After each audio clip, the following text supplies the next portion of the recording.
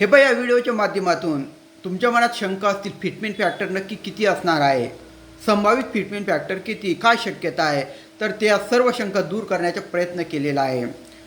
Fitment factor 2च्या खाली असेल का? नाही, बिलकुल संभावना नाही. मग फिटमेंट फॅक्टर 3च्या वर असेल का? ही सुद्धा संभावना नाही, कारण तो खूप जास्त फिटमेंट फॅक्टर होऊन जाईल. मग उरलं काय? तर 2 आणि 3. हो, तर फिटमेंट फॅक्टर हा 2 आणि 3 यांच्यामध्ये राहण्याची दाट शक्यता आहे. 2 आणि 3 यांच्यामध्ये राहण्याची दाट शक्यता आहे. आणि पुष्कळ एक्सपर्ट लोकांनी सांगितलं आहे की हा फिटमेंट फॅक्टर 2.86 राहू शकतो. 2.86 2.86 हा फिटमेंट फॅक्टर राहू शकतो. 7व्या वेतन आयोगाच्या 2.57 होता, तर 2.86 राहण्याची पूर्ण शक्यता संभावना आहे. तर जास्तीत जास्त हा व्हिडिओ शेअर करा आणि लोकांच्या मनाच्या शंका चालू फिटमेंट फॅक्टर बाबतीत कोण काय सांगते त्या शंका दूर करण्याचा प्रयत्न करा.